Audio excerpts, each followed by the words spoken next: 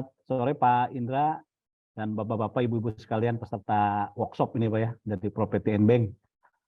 Mungkin nanti saya mohon waktunya untuk sharing session ini. Saya ada yang mau saya share Pak ya. Ya, Mungkin masih disable Pak. Bisa dibuka Pak.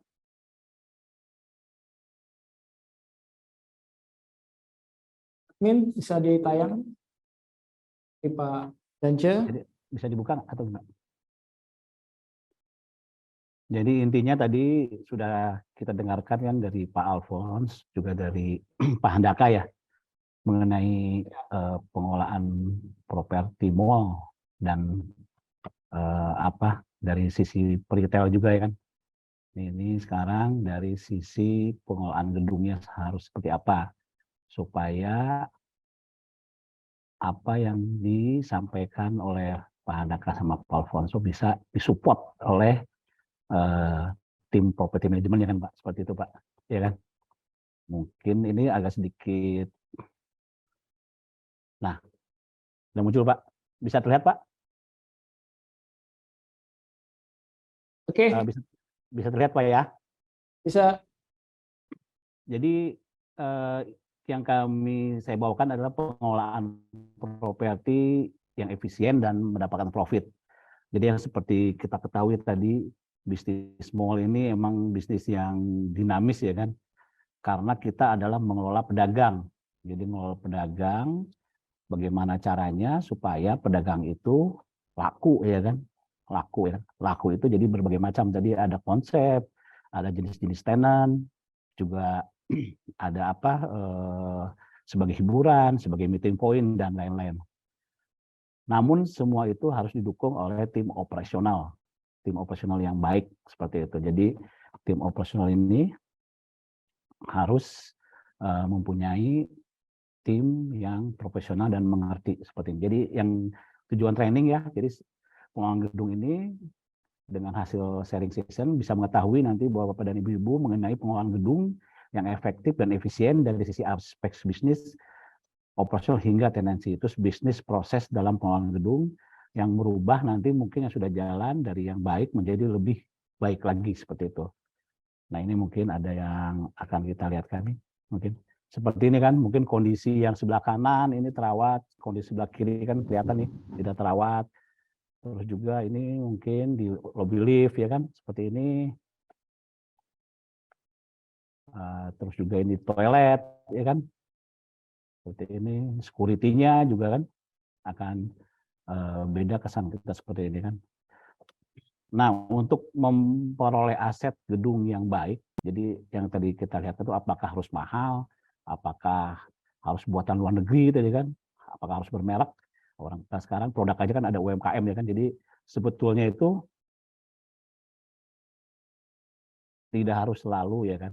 Jadi tidak harus selalu mahal dan tidak harus selalu juga biayanya besar ya kan. Karena pengelolaan properti itu harus diselenggarakan dengan baik dan benar sesuai dengan standar dan ketentuan. Jadi intinya gitu. Jadi perawatan gedung itu, pengelolaan properti harus dilaksanakan rutin dan sesuai dengan masanya. Ya kan? Nah, property management otomatis harus mengerti timnya itu dari mulai direktur operasional, general manager, building manager, operation manager, supervisor sampai ke cleaning service, ke security, ke engineering. Dia harus mengerti pekerjaan dan juga ahli dalam bidang masing-masing ya kan. Karena yang kita ketahui sudah pasti kalau kita mengelola gedung, apalagi mall ini nilai asetnya harus bertambah. Jadi seperti kita ketahui seperti misalnya mall dibangun tahun 85. Misalnya di Jakarta ada Plaza Blok M kan. Nah, itu harus terus jalan sampai umurnya 20 tahun, 25 tahun, harus AC-nya harus tetap dingin ya kan. Tenannya harus tetap laku. Nah, ini bagaimana caranya? Jadi karena pemilik gedung adalah yang paling utama, maksudnya harapan dan pemilik gedung ini adalah yang paling utama supaya mallnya tetap jalan dan juga asetnya tetap naik seperti itu. Jadi kita sebagai pengelola gedung, customer yang pertama itu adalah stakeholder pemilik gedung. Setelah itu baru customer dan pengunjung lainnya kan. Nah ini mungkin tujuannya kan, jadi aman dan nyaman, pendapatan maksimal, biaya pengelolaan juga efisien, terus nilai investasi properti meningkat seperti itu. Nah ini aspek di building management mungkin ada sebagian nanti.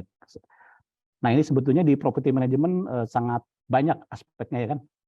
Jadi tidak hanya operasional biasa ya kan. Jadi kalau kita ngolah mall itu ada sisi akunting yang membuat tagihan, invoicing, yang membuat juga laporan-laporan keuangan, juga membuat penerimaan keuangan sampai laporan keuangan selesai. Terus juga ada housekeeping juga kan yang kebersihan, maintenance landscape, fasad, ada security dan HSE, ada engineering, ada recruitment, ada legal dan SOP, ada tenant relation, ada hall ini misalnya meeting, exhibition, advertising dan promosi, ada leasing dan casual, ada F&B, ada parking management. Nah ini berbagai aspek ini adalah yang dikelola oleh property management. Jadi kita harus bisa memadukan semua aspek yang ada di pengelolaan gedung sehingga mendapatkan added value ya, jadi nilai tambah dalam gedung tersebut. Nah ini umumnya kalau di struktur organisasi di mall, jadi umumnya itu ada 3 bagian besar lah seperti itu. Jadi ada sisi operasional itu dari engineering, ada general service itu seperti HRD, GE dan lain-lain, ada housekeeping, ada security, ada HSE, dan kedua dari sisi keuangan, ada finance, accounting, collection. Satu lagi dari sisi marketing. Sisi marketing ada tenant relation, customer service, koordinator, ada juga dari yang lain itu leasing, markom, visual merchandise, casual leasing. Jadi begitu ada 3 besar lah bagian yang harus dikelola oleh building manajemen di mall seperti itu. Nah ini tipe-tipe properti mungkin ada kita ngomong retail. Nah ini sumber-sumber pendapatan di properti.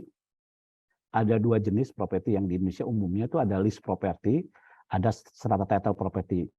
Jadi mall pun ada yang strata title seperti ITC, itu tipenya adalah strata title seperti itu. Jadi dijual, jadi mereka akan mendapatkan pendapatan dari service charge, sinking fund, yaitu dari electricity, dari water, dari parking, dan dari other income. Nah kalau lease property itu akan mendapatkan pendapatan dari sewa, terus dari service charge, dari event, advertising, promosi, dan others itu electricity, water, parking, dan other income lainnya seperti pameran. Nah ini mungkin saya sedikit tentang penentuan service charge. Jadi pendapatan yang paling penting ini adalah salah satunya adalah service charge. Jadi kita tidak maksudnya harus menghitung service charge ini tepat. Maksudnya tepat itu jangan sampai operasional pengelolaan gedung rugi. Jadi ada service charge, ada sewa. Nah kalau sewa biasanya diperuntukkan untuk pengembalian investasi. Kalau service charge itu diperuntukkan untuk pengelolaan sehari-hari operasional gedung seperti itu. Nah kalau misalnya pertanyaannya besarnya berapa service charge yang untuk pengelolaan itu tergantung dari besarnya gedung dan juga dari tadi ini ruang lingkup pemeliharaan, target, tingkat hunian, fasilitas gedung, pola dan pesaing. Jadi saya dulu pernah kelola satu mall di Jakarta, itu sama owner udah di-pack karena mallnya laku, service charge harus bisa mengcover, jadi 50% service charge harus bisa mengcover biaya operasional seperti itu. Jadi artinya 50% dari service charge itu adalah keuntungan yang bisa ditarik ke developer. Itu gedungnya udah penuh dan service charge-nya lancar seperti itu. Jadi kalau pertanyaan tadi bisa kita mendapatkan untung dari service berapa, bisa 50%, bisa 20% yang bisa ditarik untuk masuk ke mengembalikan investasi pembangunan gedung.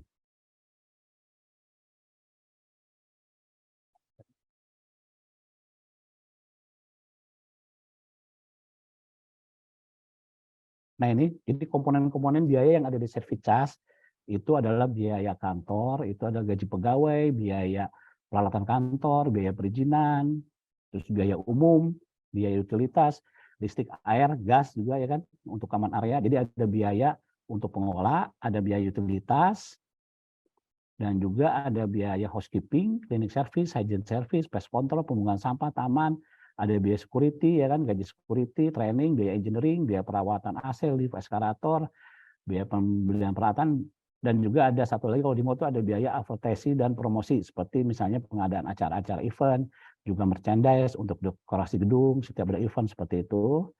Juga ada mungkin biaya untuk sekarang digital marketing atau iklan di majalah atau di koran.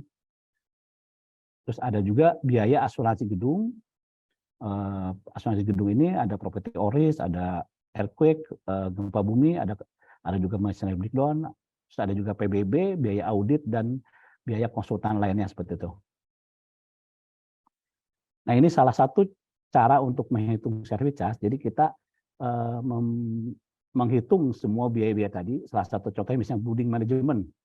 Biaya gaji karyawan berapa, biaya office equipment depresiasi berapa, license, permit berapa, terus biaya utility, biaya listrik, biaya air berapa, housekeeping, security, engineering, terus biaya owner inisiatif, misalnya insurance, property tax, PBB, finance audit, sama property management, termasuk advertising, misalnya di total semua 981 juta per bulan, ya kan? Dan ini areanya, area leasable yang disewakan itu misalnya ini ada 20.791. Nah, jadi ini biaya real, biaya nyata ya, ini baru biaya nyata. Jadi 981 juta ini dibagi leasable yang kita bisa sewakan 20.000 meter, maka jatuh servisnya ada 47.000 per meter. Seperti itu cara menghitung service charge yang biaya real. Nah, nanti dari pihak owner ini akan mendapatkan misalnya saya maunya 70% occupied itu bisa membayar biaya operasional yang 981, artinya harus dinaikkan 30%. Dan ini dari 47.000 itu kita naikkan 30%. Atau saya mau nambah lagi keuntungan 20%, tidak apa-apa. Ini kalau untuk yang leasing properti ya. Kecuali kalau untuk yang strata title itu tidak bisa karena nanti akan dikelola oleh P3SLS, maksudnya oleh warga seperti itu. Jadi kalau di strata title itu adalah biaya real, jadi harus dihitung biaya nyata, service charge bukan tidak ada keuntungan seperti itu.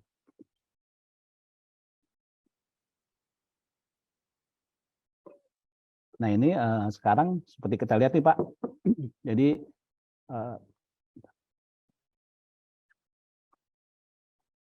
kalau lihat dari kita dari persentase, itu biaya yang paling besar itu adalah di utility ya, ada 40%. Ini rata-rata lah benchmarkingnya. Terus ada juga dari orang. Dari orang ini kayak security, housekeeping, sama personel di back office, engineering, dan lain-lain. Ini hampir juga mencapai 30%. Jadi biaya terbesar adalah salah satunya jumlah orang, dan kedua adalah energi ya. Jadi energi itu seperti listrik dan air. Ini hampir semua sama untuk gedung-gedung, terutama gedung yang common area-nya besar, seperti mall, seperti juga office leasing gitu. Kalau salah satu common area-nya lebih kecil ya kan. Jadi biaya untuk energinya lebih kecil juga. Jadi kita lihat di sini biaya yang terbesar adalah dari utility dan jumlah orang ya kan. Makanya jika kita mempunyai gedung nih, supaya biaya-biaya tersebut bisa berkurang dan efisien dan hemat dan ujungnya akan mendapatkan profit yang sesuai harapan, kita harus melakukan program efisiensi di beberapa item yang tadi biaya sangat besar ya. Ini salah satu biasanya yang kita lakukan adalah ada 3 hal nih kan. Jadi pertama adalah digitalisasi operasional gedung. Jadi digitalisasi operasional gedung ini nanti kita jelaskan.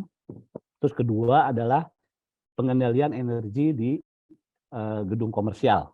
Dan ketiga adalah procurement system, adalah sistem pembelian, sistem inventory control, dan lain-lain seperti itu.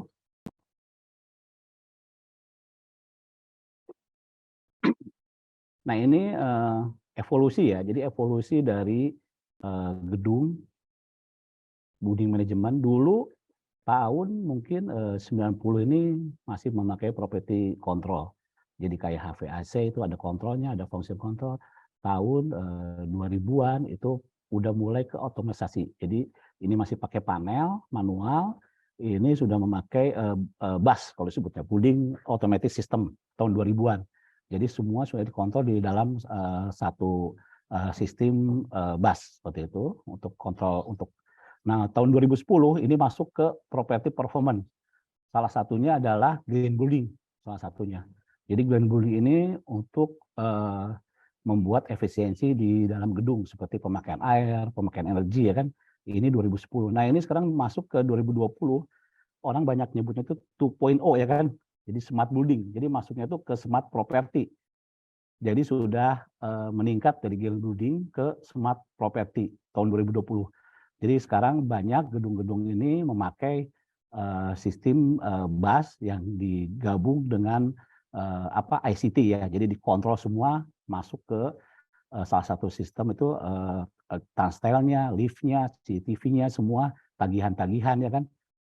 Terus juga pengelolaan gedung, cleaning service, security dikontrol oleh memakai internet lah. Jadi di-connecting memakai internet semua. Jadi sebutnya smart property. Jadi 2020 ini udah masuk ke trennya ke smart property. Jadi green building sebenarnya udah mulai ditinggalkan karena membangun green building termasuk mahal juga ya kan. Seperti itu. Nah, ini yang kita untuk yang maksudnya ke digitalisasi.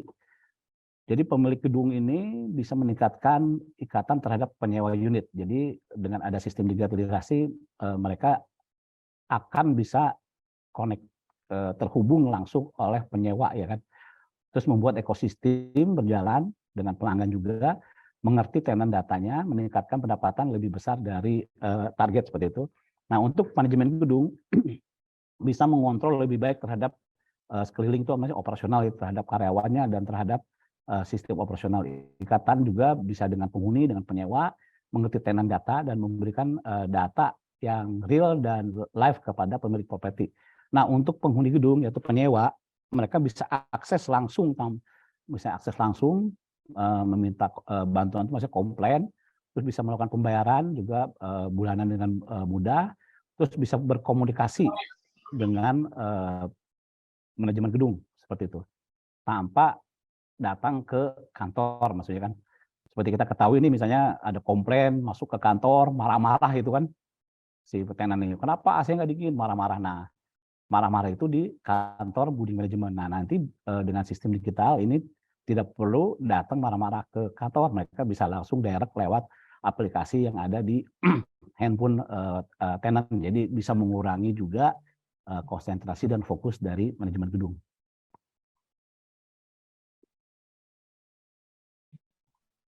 Nah, ini tadi ini jadi ada manajemen sisi manajemen, ada tenannya, terus ada juga dari sisi tenan. Jadi ini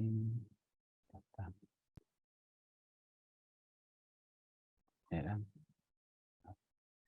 Nah, ini yang biasanya yang ada squad-nya ya. Jadi fitur yang ada di aplikasi untuk operasional ya, untuk building management itu adalah engineering. Jadi engineering aplikasi, tenant relation aplikasi, security aplikasi, ada housekeeping aplikasi, ada juga berita-berita, ada juga property informasi listing seperti itu.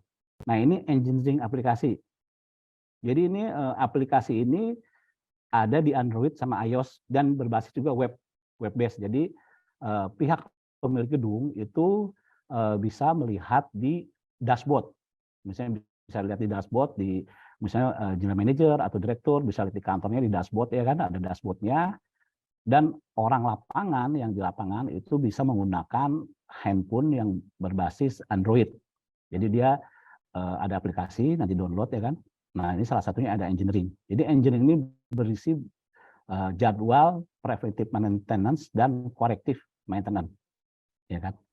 Relation ini komplain ya, jadi ada komplain, ada informasi tagihan, juga ada berita-berita informasi dari building management. Security patrol ini adalah sistem patroli termasuk korektif juga. Jadi kita tidak menggunakan lagi Gatur atau Amano, jadi langsung dari handphone. Nanti kita jelaskan ya. Ini housekeeping sama, jadi tidak memerlukan lagi kertas seperti yang di belakangnya pintu toilet. Jadi housekeeping menggunakan handphone juga untuk mengerjakan tugas-tugas hariannya.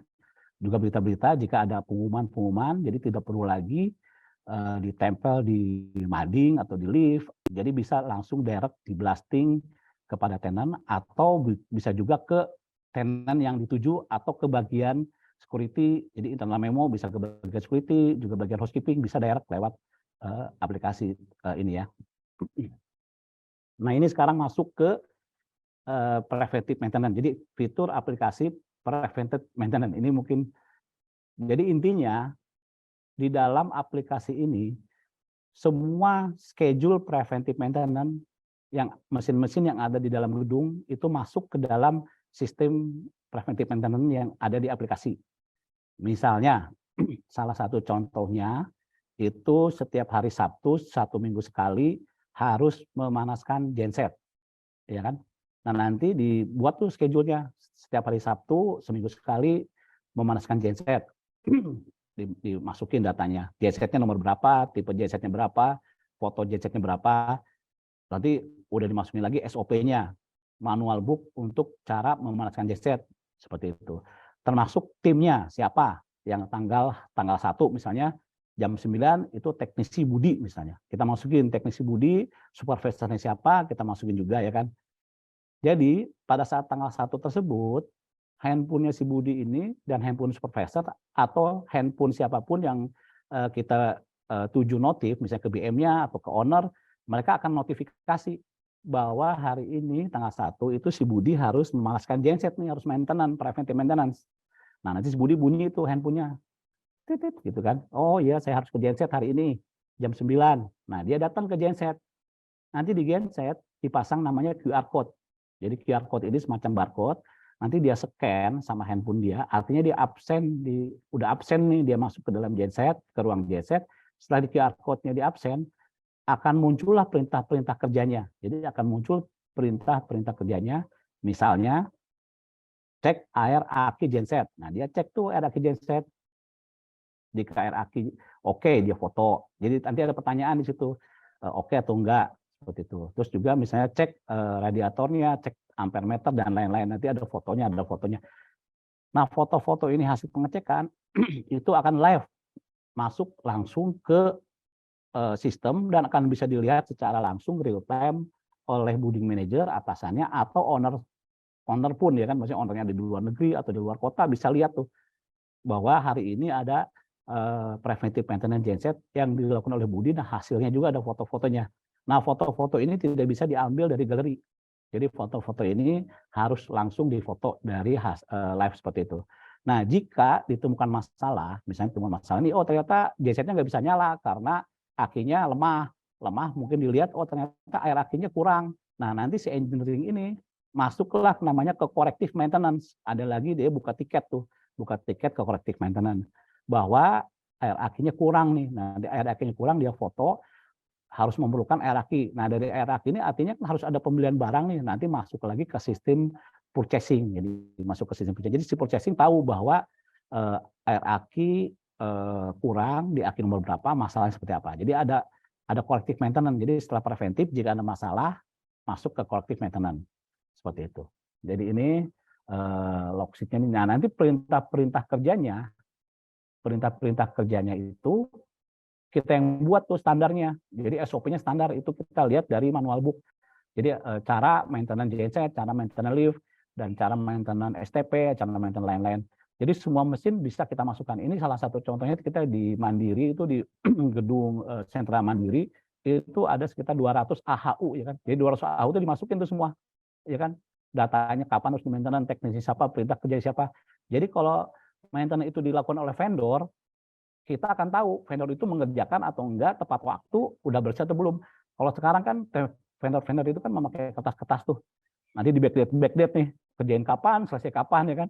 Saya pernah tuh waktu itu di salah satu gedung jadi building manager, saya pindah ke gedung lain, ternyata ada vendor yang ngejar-ngejar tuh. Pak yang dulu Pak tahun lalu belum nagih nih Pak katanya kan. Backdate itu kan. Nah itu nggak akan bisa lagi. Jadi semua harus live. Data itu diambil dari sistem seperti itu. Jadi vendor lift, terutama kalau di mall udah pasti ada vendor lift, ada vendor STP. Nah dia harus masuk juga ke sistem ini. Jadi untuk salah satunya untuk laporan tujuannya untuk penagihan dan hasil pekerjaannya seperti itu. Ini dari engineering ya. Nanti ada nih kayak gini ada schedule-nya. Jadi schedule-nya bisa mingguan, bisa bulanan. Jadi kita masukkan di depan ya. Seperti itu. Ada mingguan, ada harian, dan ada tahunan seperti itu kita masukkan.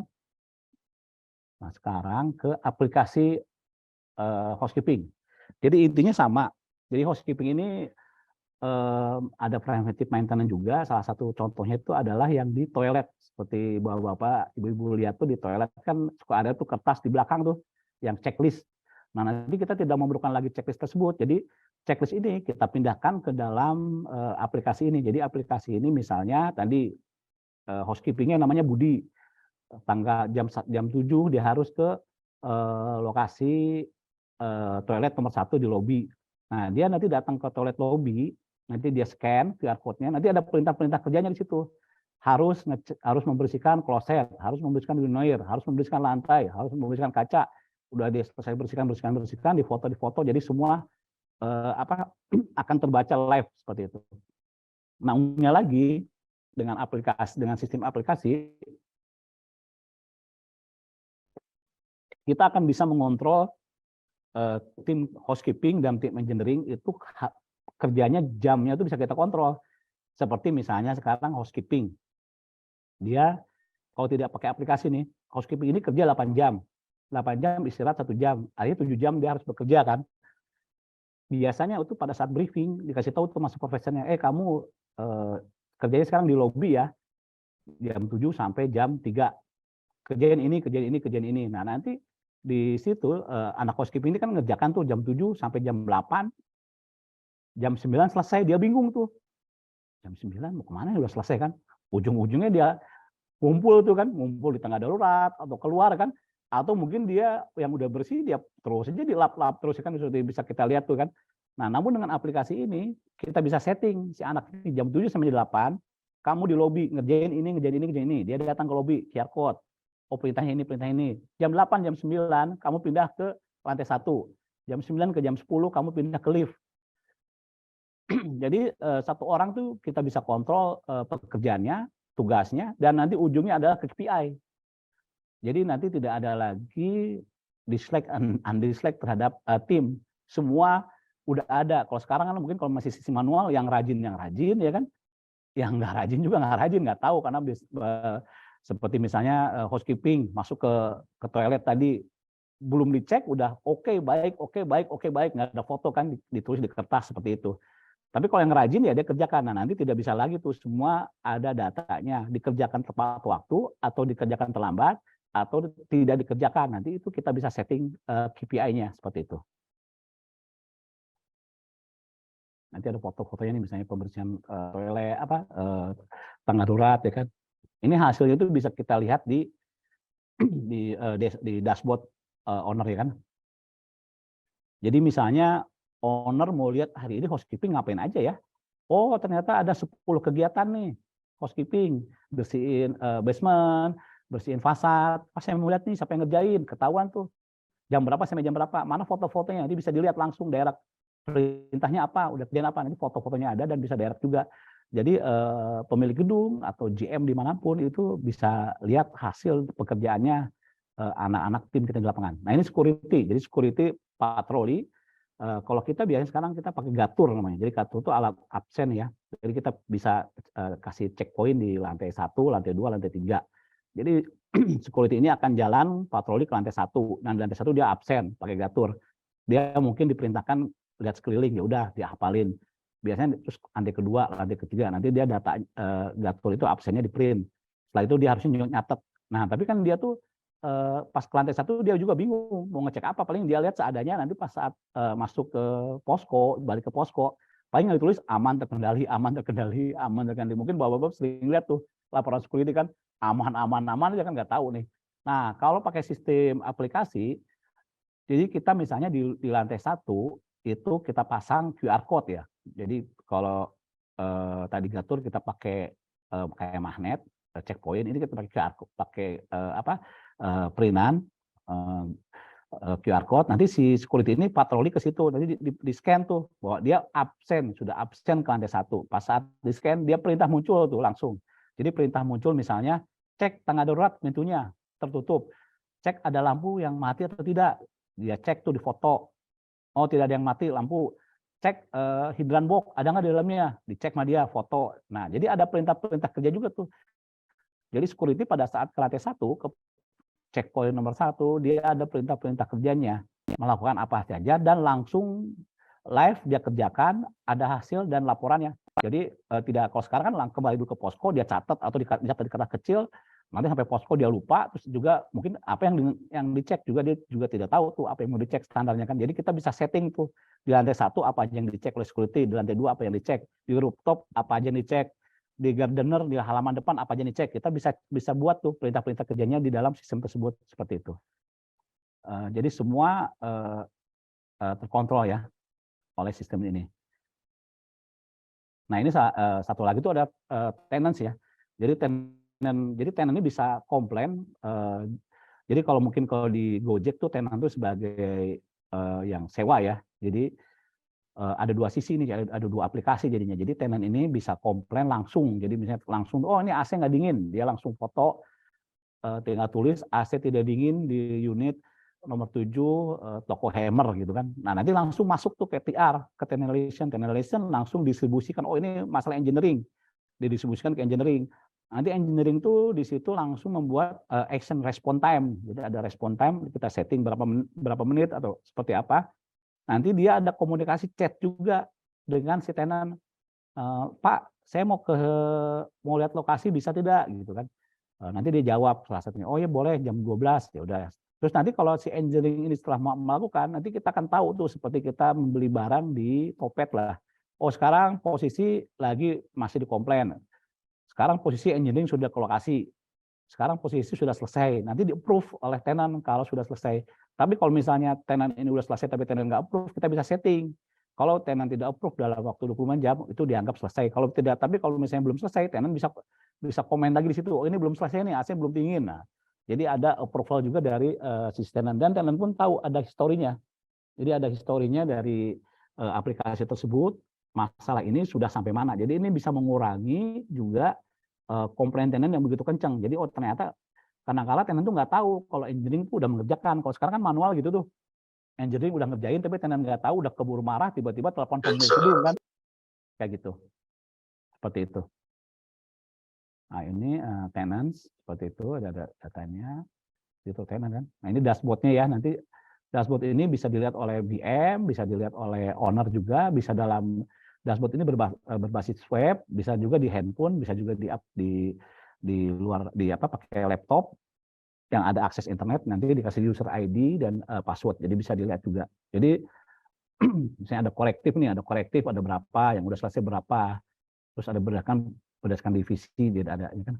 Nah ini ada schedule-nya nih, preventive maintenance ada schedule-nya apa aja nih kan. Ada yang udah selesai, ada yang belum, ada yang masih proses seperti itu. Nah ini ada foto-fotonya juga nih, ada kondisi baik gitu kan. Nah nanti ujungnya itu ini ke laporan, nanti laporan itu langsung kita bisa tarik datanya secara PDF dan secara Excel ya. Nanti di situ ada namanya tuh laporan akhir tuh di polisi gedung itu adalah, kalau di kita di sini ada fiturnya itu healthy ya, jadi kesehatan mesin, kesehatan gedung. Jadi setiap mesin itu ada datanya. Jadi oh ini mesin pompa transfer kondisi oke, nanti senyum oke gitu kan. Oh ini pompa joki pump. Oh ini pompa elektrik pump kondisi gimana. Nanti ada hasilnya itu dari hasil pengecekan, ujungnya ada list kesehatan dari semua mesin yang ada di dalam gedung. Nah, ini sistem ini bisa digabung kemana-mana. Jadi bisa digabung ke parking, ke pembayaran, tinggal dibuka IP-nya aja. Jadi IP-nya dibuka bisa ngobrol. Ini salah satunya nanti misalnya tagihan-tagihan, bisa langsung ada informasi ke tenant. Dan bisa juga kita suntikan dengan payment gateway. Jadi kalau misalnya tenant mau bayar di situ, kalau kita kerjasama dengan payment gateway, bisa langsung bayar lewat handphone seperti kita beli barang di Topet atau di Gojek. Bisa kita juga kerjasama dengan payment gateway seperti itu. Terutama mungkin untuk di apartemen yang begitu banyak ya, yang bisa bayar langsung ownernya. Jadi kita masuk ke tadi ini kan, nah dengan digital ini ujungnya kita bisa menghemat tenaga kerja. Ujungnya ya kan, jadi tenaga kerja itu bisa lebih efisien, efektif.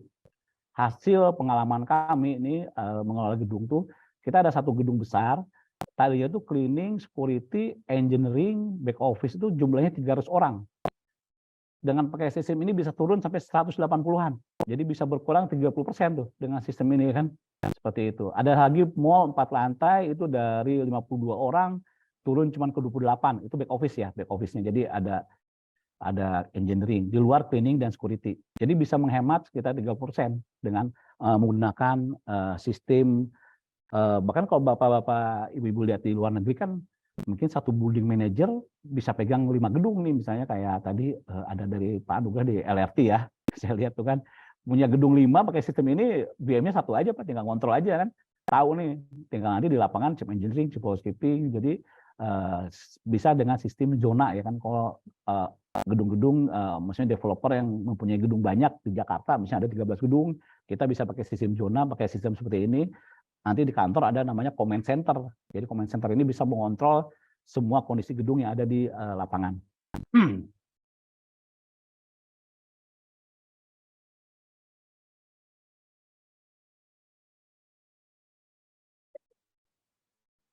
Nah, sekarang kita masuk ke energi. Jadi intinya sih sebetulnya di energi ini ada namanya tuh neraca energi ya kan. Kalau di keuangan tuh ada neraca keuangan. Intinya setiap energi yang kita beli dari PLN itu harus kita ketahui larinya kemana aja, intinya itulah, ya kan? Ini kan dari pembangkit, dari gardu, masuk ke trafo, masuk ke panel-panel, udah gitu masuk ke mesin-mesin, masuk ke tenan dan lain-lain. Jadi misalnya kalau kita beli dari PLN 1 juta kWh per bulan, jadi kita harus tahu tuh 1 juta kWh ini larinya ke mesin mana aja dan juga ke tenan berapa ya kan? Jadi ujungnya tuh kita bisa mengontrol energi yang kita beli dari PLN. Jadi 1 juta kWh sama dengan ada 100 kegiatan, totalnya 1 juta juga, seperti itu. Ya kan? Ini harus kita bisa mengetahui energi yang kita beli itu adalah dipakai semua gitu kan. Jangan sampai service-nya kurang, karena ada juga kita bayar 1 juta kWh misalnya harganya bayar ke PLN-nya 500 juta misalnya. Dari 500 juta ini kita dapat dari tenan tagihan 300 juta. Artinya ada 200 juta adalah common area kan. Nah ini common area ini mana aja nih. Jangan sampai kita rugi. Jadi kalau di manufaktur yang besar, kayak di pabrik-pabrik kimia yang petrokimia itu ada namanya utility manager. Jadi utility manager itu adalah salah satu tugasnya adalah mengendalikan dan menghitung energi setiap hari karena mereka itu energinya begitu besar. Nah ini di mall pun sama sebenarnya. Mall-mall besar ini tagihannya tuh bisa sampai 2M, ya kan? 2M, 2M, 3M yang besar-besar tuh Jakarta itu bayangkan kalau kita bisa mengendalikan energi dengan satu divisi khusus. Nah ini di properti kebanyakan belum ada nih. Mereka masih mengandalkan engineering aja, ya kan? Nah ini salah satunya nih bagaimana cara mengendalikan energi itu mencatat ya kan. Jadi mencatat setiap hari tagihan pemakaian energi bulanan, hasil pengukuran mingguan, harian ya kan. Terus membuat analisa ya kan. Jadi membuat analisa perbandingan yang terpasang aktual, terus benchmarking juga ya kan. Terus juga kita bisa melakukan penghematan, ada 2 ya. Jadi penghematan tanpa investasi kan dan penghematan dengan investasi ya kan. Jadi kalau penghematan tanpa investasi kita adalah mengontrol dan mengurangi jam penggunaan energi. Jadi pada saat-saat tidak diperlukan, kita bisa saving energi kan. Dengan investasi artinya kita memperbaiki sistem dan kinerja peralatan dan mencari sumber energi yang murah. Nah, salah satunya tadi tuh dengan sistem digital, kita bisa membuat preventive maintenance berjalan lancar. Dengan sistem preventif berjalan lancar, artinya energi yang diperlukan oleh mesin-mesin itu akan murah. Seperti kita punya mobil kan, kalau maintenance-nya bagus, bensinnya hemat ya kan, seperti itu. Nah ini dari gedung juga bisa kita cek ya kan, kita datanya semua ya kan, daya listriknya berapa, luasan berapa, fasilitasnya apa, fasilitas air bersih, AC seperti apa, pakai chiller atau pakai PRV dan lain-lain. Nah nanti kita catat juga recording total konsumsi bulanannya listrik gedung, listrik tenan, pemakaian LPG, LNG, pemakaian air, pengukuran rutin nih kan. Kita ada meter-meter. Jadi lebih baik tuh pada saat pembangunan kita memasang kWh meter di setiap panel-panel yang penting yang diperlukan listrik besar. Nah terus kita melakukan benchmarking nih kepada energi yang distandarkan oleh SNI atau pemerintah ya kan. Nah, ini inisiatif penghematan energi kan. Jadi kita kalau untuk tadi yang dengan biaya meningkatkan faktor daya, juga mengurangi jam kerja lampu, menurunkan daya lampu ya kan, memasang sensor fotosel, menyeimbangkan beban RST ya kan, macam-macam ini. Terus juga ini yang paling besar adalah sistem AC ya kan, seperti itu, menaikkan set point salah satunya. Terus paling utama tuh airnya, kalau pakai chiller airnya harus bersih, soft water namanya kan. Jadi terus juga AHU-nya, kebersihan filter, kebersihan AHU ini sangat mempengaruhi biaya-biaya energi. Nah, ini salah satu contohnya nih. Jadi kita harus menghitung ini energinya misalnya berapa, terus kita hitung rata-ratanya berapa, ini ada di bawah. Misalnya ini rata-rata total itu adalah 194.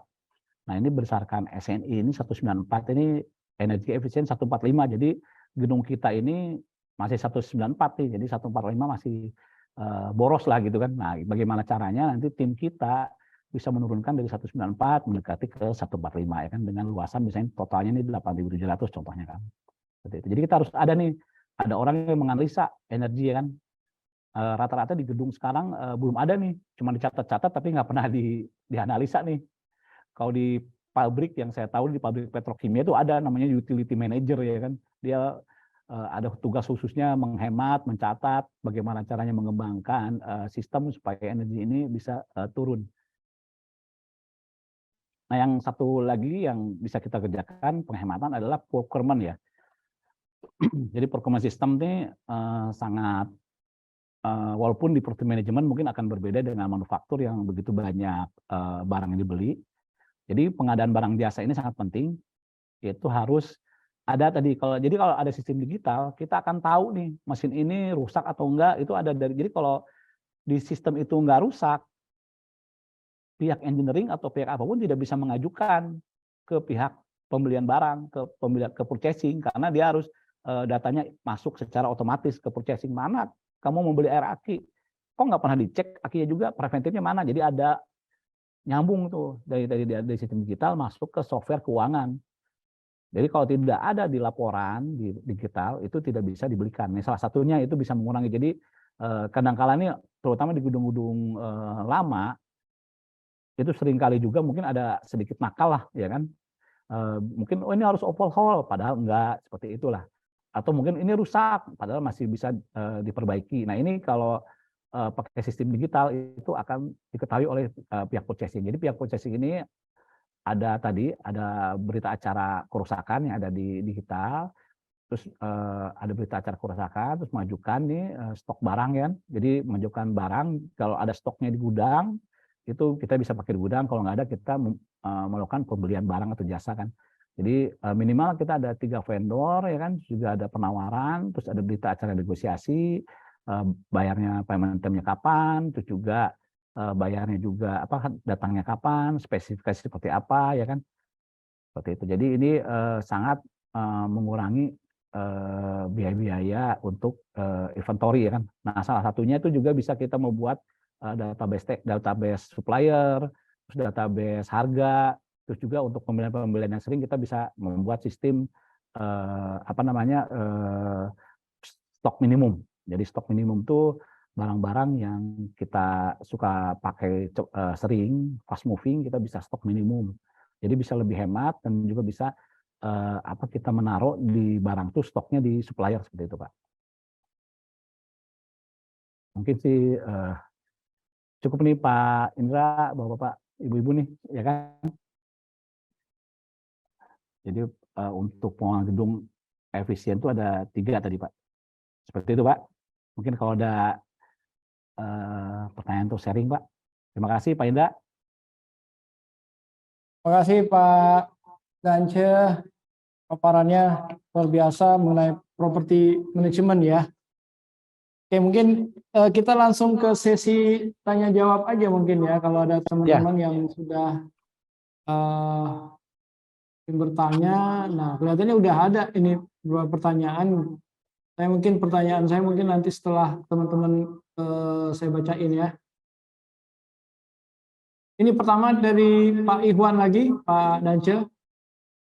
Izin bertanya, 1, berapa persen penghematan yang didapat jika menggunakan aplikasi ini? Ya, mungkin dari sisi teknologinya tadi itu ya. Kemudian yang kedua, apakah ada pelatihan khusus untuk menjalankan aplikasinya? Ketiga, bagaimana prospek bisnis atau profesi sebagai manajemen gedung? Itu pertanyaan pertama Pak Dance, silakan. Ya Pak. Pak Dance. Ya, terima kasih Pak. Ya.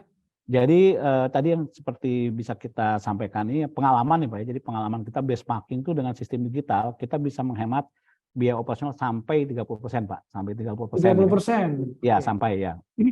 Jadi sangat membantu nih Pak untuk digital. Jadi satu membantu. Pak, besar. Ya, karena sistem semua itu live. Jadi nggak ada lagi backdate Pak. Yang sangat berbahaya itu kan backdate Pak. Jadi backdate atau tidak dikerjakan tapi laporannya sudah oke gitu kan.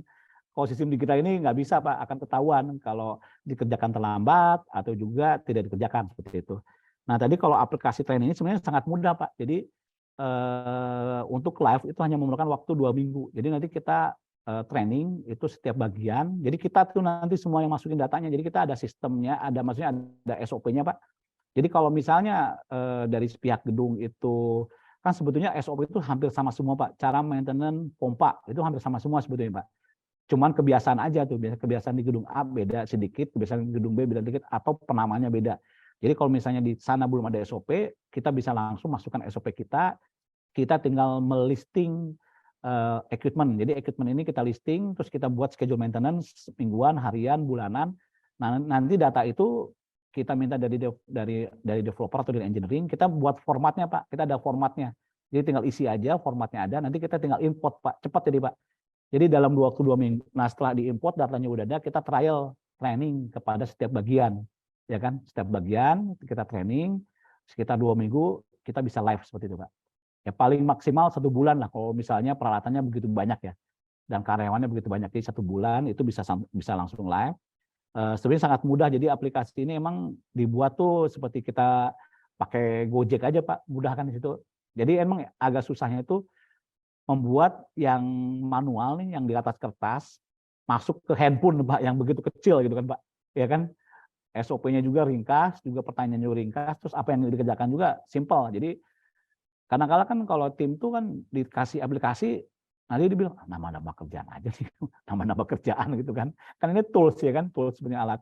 Jadi kita harus ada KPI dari alat tersebut supaya dipakai gitu kan. Nah dengan alat ini baru akan diketahui lah hasil pekerjaan dan hasil targetnya seperti itu. Jadi ini aplikasi trainingnya paling cepat 2 minggu, paling lama 1 bulan Pak. Nah ini dengan untuk bisnis property management ini masih sangat bagus Pak, karena di Indonesia, di Jakarta mungkin sekitar ada 700-an gedung lah kan, ya kan, 700-an gedung yang besar-besar tuh bertingkat maksudnya kan, yang high risk building ini masih banyak ya yang harus dikerjakan oleh building management atau property management. Karena sebagian besar tuh sebetulnya hanya gedung-gedung yang grade A, grade B aja tuh Pak, yang masih, bahkan ada gedung-gedung juga yang grade A juga masih dikerjakan seadanya, atau mungkin juga gedung-gedung baru. Saya pernah kerja, ada juga tuh gedung-gedung baru, terutama gedung-gedung misalnya pemerintah itu baru jadi Pak, 2 bulan 3 bulan kan nggak keurus karena mungkin katanya nggak ada budget gitu kan, seperti itu kan Pak. Nah ini masih banyak yang kita bisa kerjakan. Sebetulnya kalau kita tawarkan yang tadi 30% bisa menghemat dengan property management yang ahli, itu kan pemilik gedung kan happy Pak, ya kan. Jadi bisa dia fokus ke pekerjaan lainnya, misalnya ke sewa menyewa, ke pembangunan gedung lagi, development yang lain-lain. Jadi hal yang peritilan ini Pak begitu bikin ribet lah Pak. Bayangkan Pak kalau ada tenan komplain ya kan, cuma tenan komplain misalnya ada kecoa doang gitu kan di mall ya kan. Ya kan Pak, itu kan pusing ya kan kalau owner sampai dikomplain gitu ya udah ada. Tapi kalau property manajemen yang nggak ngerti juga susah handle kecoa cuma satu, atau semut pun sama. Di apartemen mewah itu ada semutnya, ibunya komplain yang punya rumah kan Pak, ini ada semut ya kan. Nah ini property management sangat perlu, jadi karena nanti developer tuh fokusnya ke bidang yang lain yang lebih ke development pembangunan. Seperti itu Pak. Oke, saya mungkin agak mengulang bagian pertanyaan yang pertama tadi Pak Dance. Ya.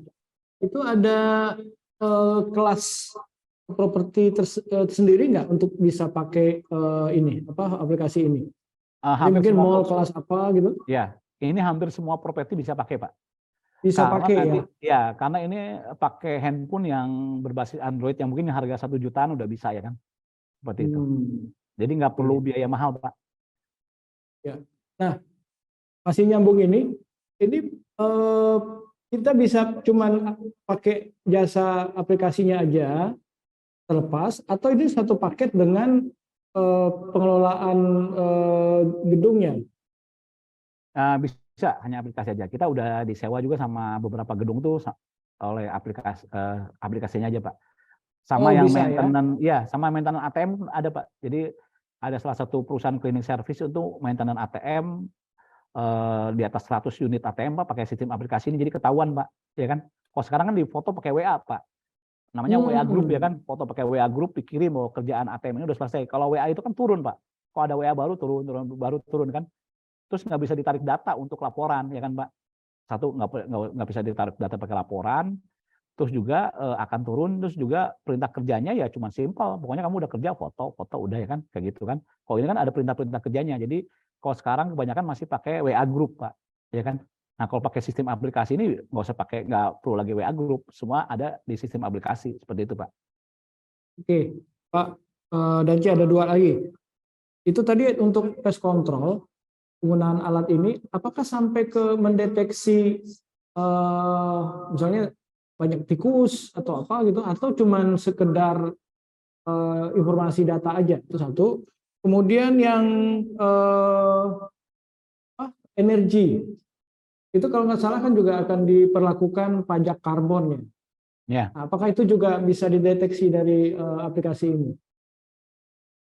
Ya, Pak. Jadi untuk yang pest control ini, jadi kita ada schedule. Tadi ada schedule, Pak, namanya schedule perawatan. Satu. Jadi schedule perawatan itu nanti akan mengontrol kondisi-kondisi, misalnya trap, misalnya jebakan-jebakan yang kita pasang, misalnya kan, Pak.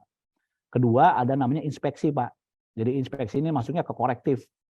Jadi inspektor bisa muter-muter pakai sistem ini, tinggal foto, Pak. Kalau ada semut, ada lalat di TPS, tinggal foto, nanti langsung direct, Pak, masuk ke tim pos kontrol untuk melakukan pengecekan seperti itu.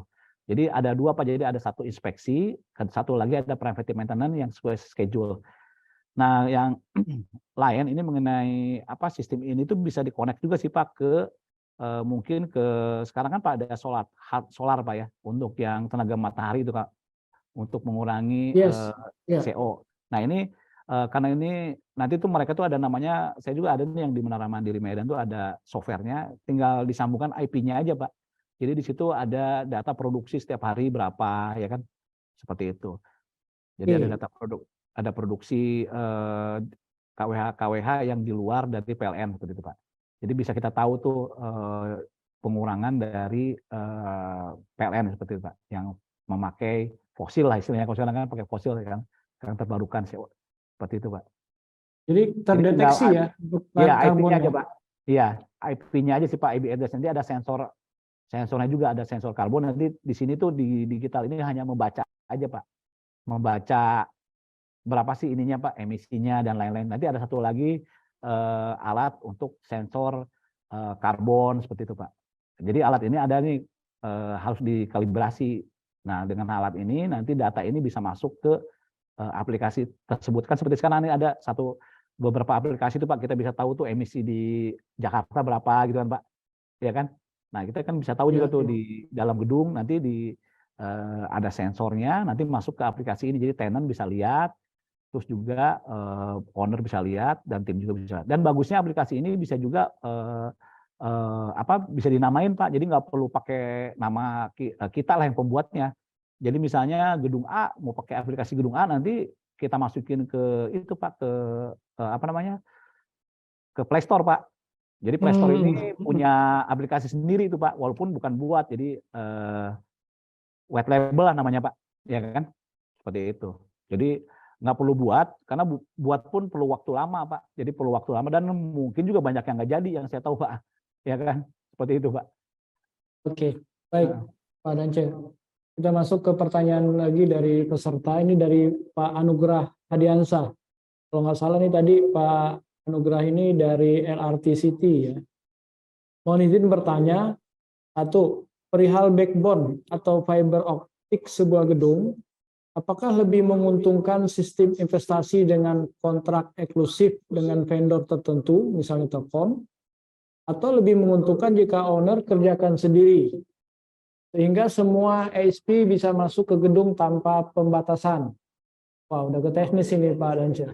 Iya, iya. Dua, menurut pengalaman Bapak selaku owner, kapankah saat yang tepat untuk mulai beroperasi gedung?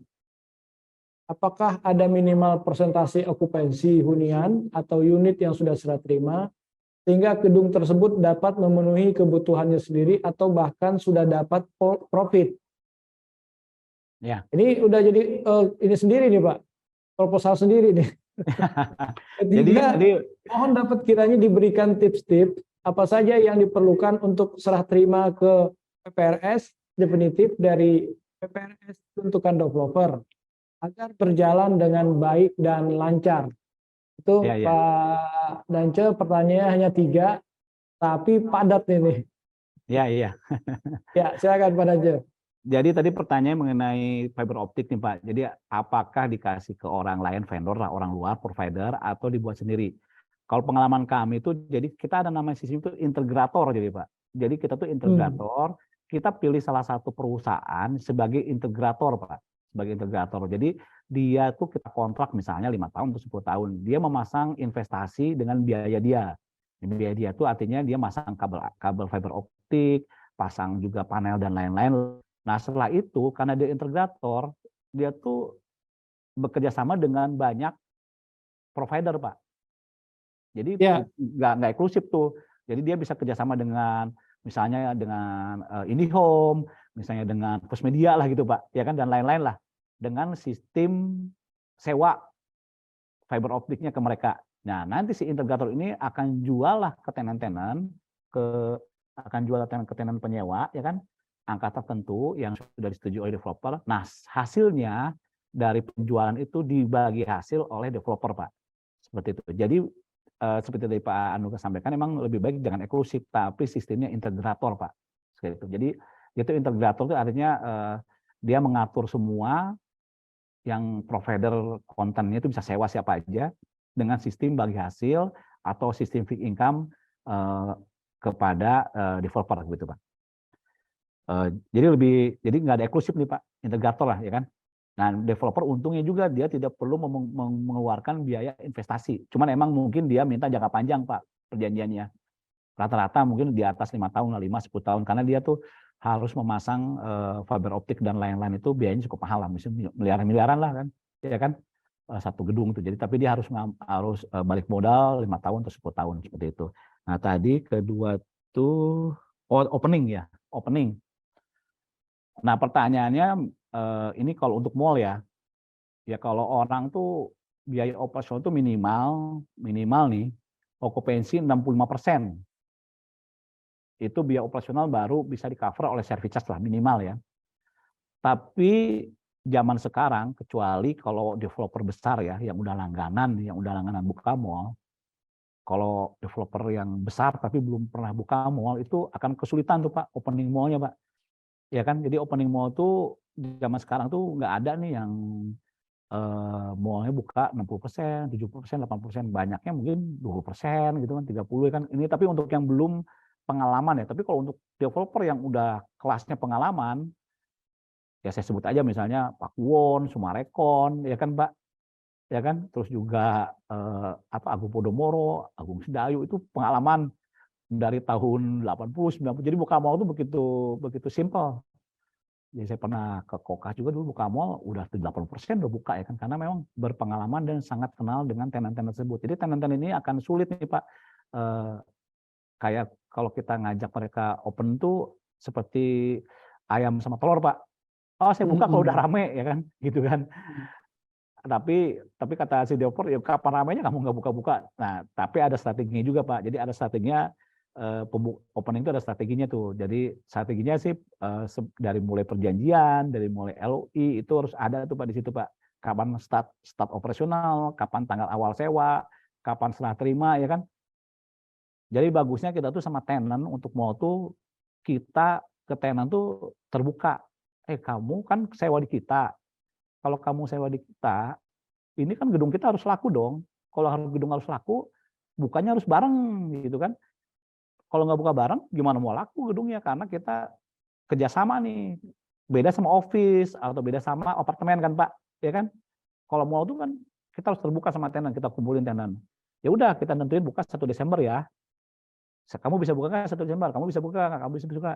Nah, tapi kan tenan ini oke lah saya bantu developer mau buka tanggal 1 Desember barengan nih 70%. Tapi apa sih insentifnya gitu kan? Pasti kan tenan gitu tuh Pak, ya kan? Nah rata-rata itu kita kasih grace period tuh Pak, grace period untuk sewa misalnya 6 bulan seperti itu atau 3 bulan seperti itu Pak. Jadi itu dihitung untuk biaya operasional, tapi ujungnya itu bisa untuk meningkatkan okupansi karena kita harus memberikan pengertian kepada tenan untuk mall nih kalau tenan ini adalah harus sama-sama nih bukanya. Karena kalau nggak sama-sama sebagian tenan juga nggak akan sukses di gedung kita dan gedung kita pun nggak akan sukses. Tapi juga developer harus menyediakan dana untuk praoperasional Pak, yang tadi yang grace period itu Pak, seperti itu Pak. Jadi ada, tapi ini harus diatur semua dalam perjanjian Pak, LOI dan perjanjian ya kan.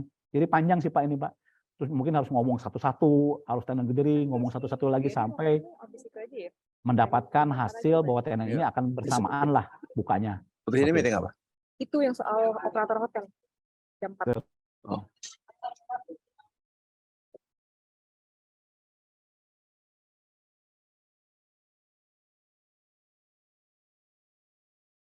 Itu unmute Pak Dance.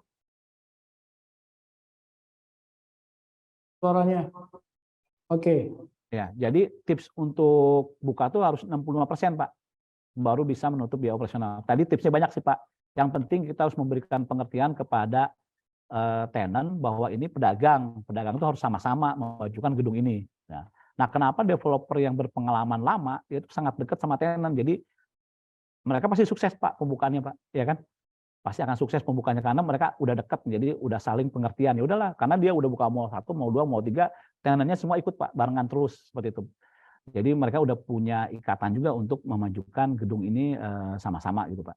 Teman yang akan sulit itu emang gedung pemain-pemain baru di mall, terutama untuk di mall-mall di kota besar. Kalau mau sih sekarang masuknya ke kota-kota kedua, ketiga Pak. Jangan kota-kota kedua, ketiga ini pemain-pemain baru malah bisa hidup Pak, seperti itu. Untuk buka mall baru ya. Jadi tenannya juga bagus, pengunjungnya juga bagus, misalnya di daerah-daerah di kota ketiga atau kota kedua. Seperti itu Pak. Pertanyaan 3 tadi sudah Pak Dance. Udah Pak. Yang tadi tipsnya tadi Pak ya. Ya, oke. Satu lagi dari Pak M.Y. Yosi ya, lagi. Apakah setiap pengelolaan gedung efisiensi hanya dari utility, manpower, atau ada yang lain? Dan cara lain menaikkan income lain selain yang Bapak jelaskan tadi, walaupun gedungnya sudah berumur tua. Iya. Ini kayaknya pengalaman Pak Yosi nih. Iya, ini kayaknya ini Pak ngetes nih. Jadi emang efisiensi sebenarnya banyak sih Pak. Cuman tadi intinya kan tadi kita lihat benchmarking itu satu dari SDM, kedua dari utility ya Pak ya. Sebenarnya ada lagi satu lagi dari PBB ya Pak, dari PBB dari PAR Pak, dari asuransi Pak. Jadi asuransi ini kita harus bisa menunjuk broker lah. Jadi harusnya broker yang bisa membantu kita jika terjadi kerusakan-kerusakan. Jadi namanya itu machinery breakdown sih Pak. Jadi pengalaman kita ini pernah kejadian ini tiba-tiba tuh mati lah Pak si genset ini kan, tiba-tiba mati, memerlukan dana 80 juta nih Pak, ya misalnya untuk overhaul. Nah artinya kan, oh duit 80 juta dari mana nih? Nah artinya kita harus klaim lah ke asuransi. Banyak juga Pak developer nggak klaim Pak, ya kan? Jadi pakai dana sendiri. Hanya kita harus bisa klaim karena di salah satu PAR property owners itu ada namanya machinery breakdown, ada tambahan juga polis Pak. Jadi intinya kalau asuransi itu intinya di kata-katanya itu mesin sudah di maintenance dengan baik sesuai schedule, sesuai manual book, tapi rusak juga. Nah itu bisa diklaim Pak. Jadi jangan ada kata-kata aus, expire, udah waktunya tuh. Jadi mesin sudah di maintenance dengan baik sesuai dengan manual book, tapi rusak juga. Nah itu bisa kita klaim. Jadi tadi genset tadi yang rusak kita bisa klaim. Artinya kita bisa menghemat biaya maintenance 80 juta seperti itu Pak. Namun mereka kan pasti minta data nih Pak, data untuk maintenance, data Apa benar nggak kalau misalnya gensetnya nggak pernah di maintenance tapi klaim ya pasti akan diganti sama asuransi. Jadi kita harusnya ada data-data untuk dokumen-dokumen yang bahwa genset itu di maintenance dengan rutin. Nah, makanya pakai digital tadi Pak. Jadi data-data itu ada Pak, dokumen-dokumennya semua Pak. Jadi akan memudahkan untuk klaim asuransi ya kan. Sama seperti hilang hidran box misalnya, kan suka hilang tuh misalnya si maksudnya semprotannya itu Pak, ya kan dicuri lah. Itu kita bisa klaim juga Pak ke asuransi bahwa barang ini hilang tidak diketahui siapa yang curi gitu kan Pak, ya kan. Nah, nanti kan si asuransi nanya, kamu emang jagain nggak gitu kan? Kalau kamu nggak jagain, kenapa kamu klaim? Nah, nanti kita lihat nih, kita ada pas security-nya, ada checklistnya, ada juga patrolinya, ternyata hilang juga. Nah, itu bisa kita klaim Pak, itu bisa mengurangi biaya. Seperti itu. Jadi sebenarnya paling utama tadi di SDM, di energi, satu lagi yang suka lupa adalah dari asuransi Pak. Jadi asuransi itu selama setahun kita punya polis nggak pernah dipakai Pak, ya kan? Kadang-kadang kan misalnya nih Pak, kita punya mobil tuh Pak ya kan, punya mobil kalau asuransi udah habis, kita klaim nih gitu kan, pas akhir-akhir asuransi kan, sayang juga ini kan kita bayar 5 juta nggak pernah klaim, nah itu Pak sama di gedung pun Pak, ya kan, tadi kalau mesinnya breakdown itu kalau mesin udah di maintenance baik tanggal rusak juga kita bisa klaim, itu sih Pak, yang tambahan lain sih Pak. Terus kalau jadi gimana Pak asuransi tadi Pak Dance? Jadi intinya jadi kita harus mempunyai asuransi par, machinery breakdown, terus juga earthquake, sama third party liability. Ada 4 tuh Pak, ya kan. Nah dari situ kita harus punya dokumen-dokumen maintenance bahwa itu sudah di maintenance. Jadi kalau ada kerusakan kita bisa klaim ke asuransi Pak. Jadi bisa menghemat biaya maintenance, gitu Pak. Oke, masih ada lagi? Ya mungkin dari saya satu lagi Pak Dance. Ini sebenarnya sih titipan pertanyaan dari teman yang tadi mau tanya, cuma lagi di proyek. Ini untuk jasa properti manajemen ya, seperti Pak Dance, termasuk juga aplikasinya. Itu apakah memang menunggu setelah konstruksi gedung selesai, atau itu bisa masuk saat struktur baru 4 lantai gitu, misalnya dari target 11 lantai. Gimana Pak Dance? Ya. Masuknya jadi sebetulnya kapan? Ya property management itu bisa masuk pada saat pembangunan Pak. Jadi namanya itu ada 2 Pak, ada 3 sih Pak. Satu technical assistant, namanya technical assistant ini. Jadi technical assistant ini seperti teman Bapak ini saat bangun Pak, bisa menunjuk property management company itu untuk technical assistant namanya Pak, pendampingan. Nah salah satu tugasnya adalah menganalisa Pak, menganalisa itu peralatan-peralatan dari sisi yang berhubungan dengan operasional. Salah satu contohnya Pak, misalnya di situ akan ada tenants, ya kan, tenantsnya rencananya itu nanti akan ada AC dan kabelnya kemana. Nah nanti terus ada juga manhole-nya ada enggak. Nah kita dari situ Pak, ya kan, jangan sampai pada saat udah jadi malah ketinggalan Pak, atau belum ada di tender, di SPK belum ada. Jadi kita cek semua Pak. Dari bukan dari sisi kualitas dan kapasitas Pak ya, dari sisi operasional. Sekarang kalau misalnya mau maintenance AC, kemana lubangnya nggak ada. Atau bahkan ada satu gedung lagi Pak di Rawabuaya dulu kita pas datang kita tanya, gensetnya dipasang di mana ya? Sama trafo. Oh di basement 2 Pak. Kenapa? Kata desainernya untuk menghemat tanah Pak. Lah kan Rawabuaya tempat banjir kata saya kan. Kenapa ditaruh di basement 2 ya kan? Nah itu Pak, kalau desainer atau kontraktor kan nggak lihat ke sana Pak. Ya kan Pak? Itu salah satu contohnya di Jalan Simatupang ada gedung office, dulu ada sirip-sirip tuh Pak, sirip-sirip gitu. Kayak topi itu Pak, bagus di fasadnya tuh hiasan. Tapi pada saat maintenance itu gondola nabrak-nabrak tuh Pak, nabrak-nabrak sirip-sirip, penyot-penyot siripnya Pak. Akhirnya sirip-sirip itu dicabutin sekarang nggak ada ya kan. Nah harusnya kan kalau kita misalnya masuk pada saat pembangunan, kita bisa ngasih saran Pak, oh ini nanti kena gondolanya gimana nih gitu. Jadi nanti kita ada namanya itu technical assistant, assessment Pak, dari hasil assessment kita utarakan ke pemilik gedung bahwa ini ada kekurangan dari sisi operasional. Nanti dicek tuh, nanti kita diskusi sama desainer, desain ME, desain arsitek dan lain-lain. Ini perlu atau enggak, kalau nggak perlu ya nggak usah, tapi kalau perlu ya kalau di SPK ada enggak? Ternyata di SPK belum ada ya kita kerja tambah. Oh di SPK ada tapi belum kerjain ya udah tahu gitu Pak. Jadi akan diketahui itu Pak dari awal ya kan Pak. Kalau di mall misalnya sekarang biasanya ada event nih Pak, ada event besar di atrium. kalau tidak kita sediakan ngambil sumber kabelnya Pak, pada saat event, Bapak lihat tuh di mall-mall tuh banyak kabel-kabel berseliweran Pak, ya kan? Di tanah Pak, di lantai Pak ya, pakai apa?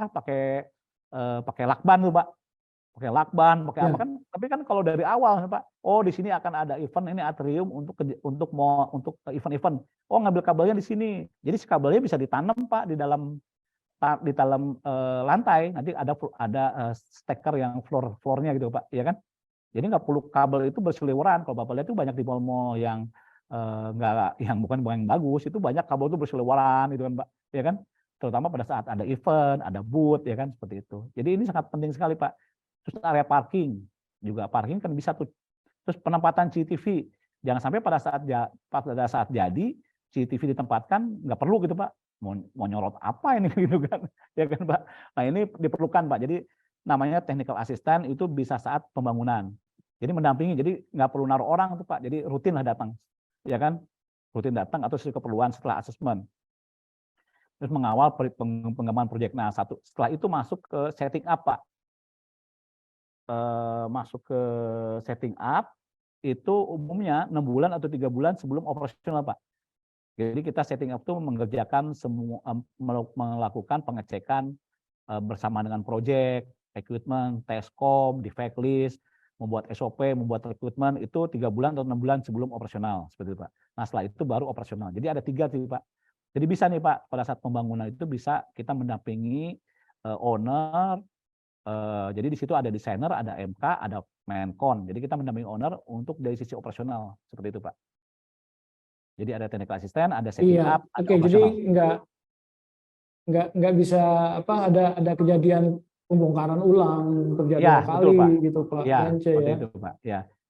Cuman kan Seperti misalnya, kebanyakan teman-teman kontraktor ini nggak disampaikan kondisi-kondisi itu. Dipikirkan ini wah ini biaya lagi gitu kan, ya udah. Akhirnya kadang-kadang ada fasilitas-fasilitas seperti apa yang itu Pak di ruangan untuk pemadam air apa? ya apa itu? Hidran, SAF. Ah, itu kadang-kadang nggak ada itu. Ya, kekurangan. Jadi itu biasanya kan ada unit untuk di mall itu ada unit kecil. Tapi kan kontraktor sama MK kan sama MK sama desainer kan nggak tahu kalau unit itu misalnya cuma 50 meter atau 60 meter, tapi disewakan misalnya ke roti gitu Pak. Iya. Saya kabelnya kecil aja nih kan, cuma kecil, pasti perlu listrik kecil. Ternyata nanti sama marketing tuh udah diplot untuk roti Pak. Roti ini ada oven. Oven ini minimal 36.000 gitu, kayak roti boy itu kan 36.000 watt Pak.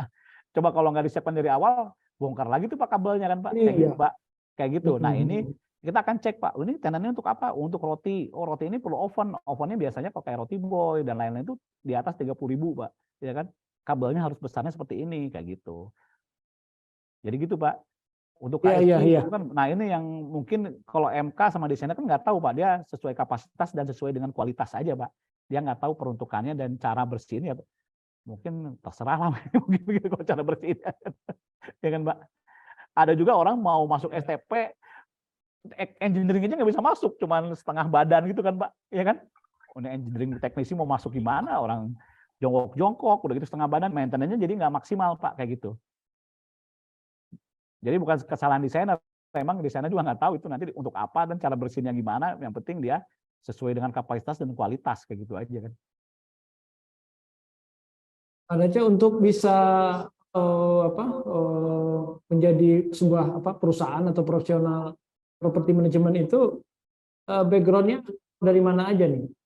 Apakah arsitek aja, sipil aja, atau elektro, atau dari mana? Sebenarnya dari semua ini bisa sih Pak. Cuman bagusnya nih Pak, bagusnya sih dari mesin, elektro, arsitek, sipil gitu kan Pak. Saya sendiri dari teknik kimia nih Pak. Karena belum ada ilmunya nih Pak. Belum ada ilmunya. Itu dia Pak. Memang sekolahnya belum ada nih. Ada di Jakarta, cuman baru 1 lah kalau nggak salah ya. Tapi itu kan masuknya ke real estate ya Pak, real estate ya namanya. Tapi mungkin nggak akan sedetail yang kayak tadi. Mungkin ada pertanyaan itu misalnya pakai tadi itu fiber optiknya eksklusif, kan nggak diajarin Pak yang gitu-gitu kan, integrator gitu kan. Itu benar-benar pengalaman di lapangan lah seperti itu Pak. Tapi kalau misalnya ada sekolah khusus ya mungkin hal itu bisa didapat lah Kak. Buat developer besar sih yang memang punya modal besar dari awal mereka udah siap gitu Pak. Jadi Ya, banyak juga developer yang baru gitu kan, bangun apartemen atau pusat belanja kecil-kecil gitu, banyak hal yang terlewat gitu. Oke, ya ini ada Pak. pertanyaan satu lagi Pak Dance dari Liwa Equity Fauzi. Kenapa building Iya, owner tidak diskusi dengan konsultan pengelola profesional sebelum bikin TOR untuk arsitek atau planner? Sehingga yang didesain memang benar-benar bisa efektif dan efisien dalam pengelolaan, bahkan bisa menelan biaya service charge. Nah, mungkin tadi agak berhubungan dengan yang tadi saya tanya ini Pak Dance. iya. Jadi Karena sebetulnya, kontraktor, arsitek, ya udah jalan aja dia kan. iya. Jadi sebetulnya kalau developer itu kan ada ownernya Pak. Owner ini kan kadang-kadang ada cita-cita nih Pak, ada harapan lah ya kan. Maksudnya harapan tuh mau bangun bagus, bangun indah, bangun ini, tapi ternyata pas saat jadi tuh nggak sesuai gitu kan Pak. Maintenance gimana, terus harapannya nggak tercapai. Ya bagusnya emang dari awal tadi Pak ada orang properti manajemen, ada orang MK, ada orang desainer ME, ada desainer sipil, ada Menkon, itu udah ada dari awal Pak. Udah ada dari awal supaya bisa mengawal pembangunan itu sesuai dengan rencana dan harapan owner itu sih Pak. Kalau misalnya tadi kenapa sih belum ada? Ya mungkin satu tidak tahu mungkin Pak, kedua mungkin juga budget gitu Pak, ya kan seperti itu. Tapi kalau developer besar, mereka sudah ada tim sih Pak. Karena kan mereka udah bangun mall atau bangun gedung udah berapa kali ya. Jadi mereka udah ada tim khusus lah. Oh ini tim divisi property management. Nanti property management itu bagi-bagi juga tuh Pak, ada sistem, ada komersial, ada residensial gitu kan. Oh ini untuk apartemen, ini untuk mall, ini untuk office, ada lagi bagian-bagiannya. Tapi kalau untuk yang mulai mungkin lebih baik tuh nyewa property management untuk dari awal. Karena biaya juga nggak mahal sih Pak, murah sebetulnya kan. Karena mungkin ketidaktahuan aja, kalau tahu tadi kan, oh ternyata bisa menghemat juga nih dari bongkar bongkar pasang itu tadi Pak, ya kan? Kayak gitu Pak. Ya tadi mungkin satu tidak tahu atau mungkin juga budget sih Pak, seperti itu. Ya, Pak Dance, saya pernah lihat ada proyek ya sebenarnya sih apartemen ya, cuman berapa? 6 atau 7 lantai gitu kan. Itu dia nggak punya di unit-unit apa kamarnya itu untuk apa? Untuk yang tadi Pak, yang air apa namanya Pak? Apa Yang Pak? untuk itu bakaran. Oh, ini apa? Sprinkler, Ah ya, betul. Nah, sprinkler. menurut menurut dia nggak siapin karena memang aturan untuk gedung setinggi yang mereka bangun itu tidak diperlukan. Benar nggak Pak Dance? Ada aturan kayak gitu. Jadi untuk gedung setinggi apa baru pakai sprinkler. Iya ya. Jadi sebetulnya ada aturannya Pak di Diskar ya, di Diskar itu sama di PU itu ada aturan berapa tinggi gedung atau berapa meter persegi itu yang harus pakai sistem sprinkler Pak, seperti itu Pak.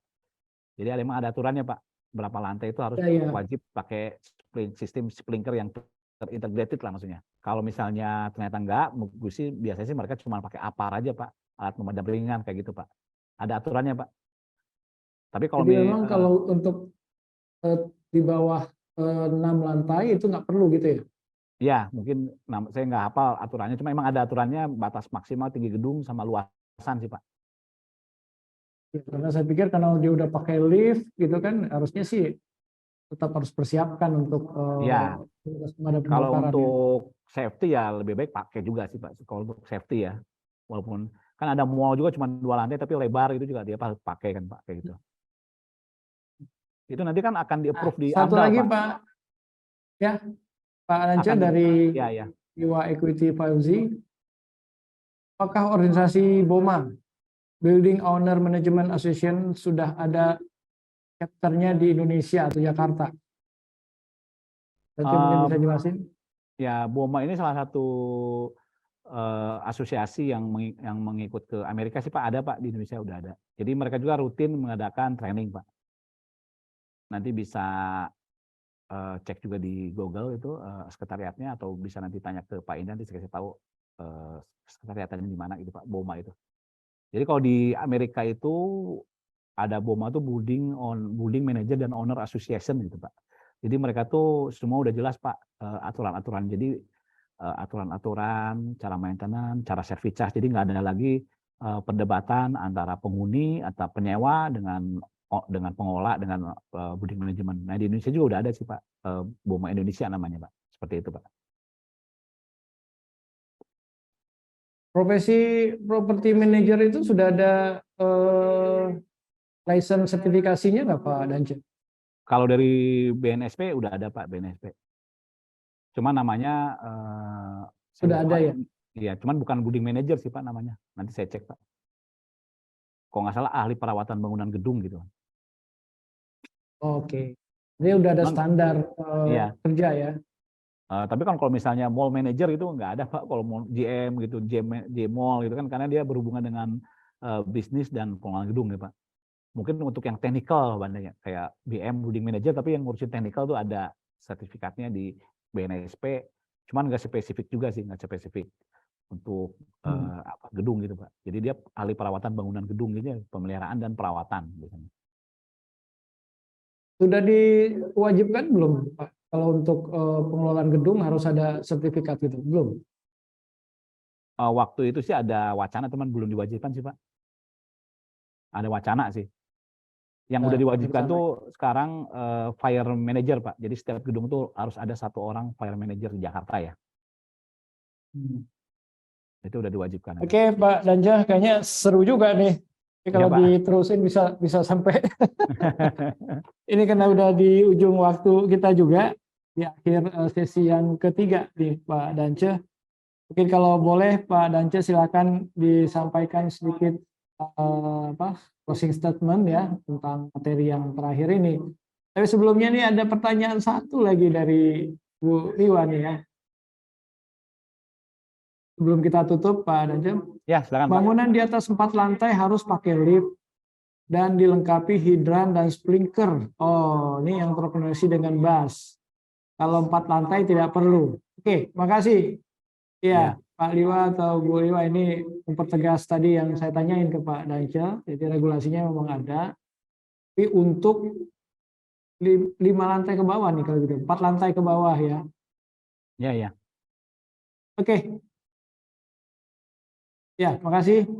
Oke, Ya, Pak makasih, Dance, silakan mungkin bisa disampaikan closing statement mungkin yang terkait dengan apa yang tadi disampaikan di sesi ketiga.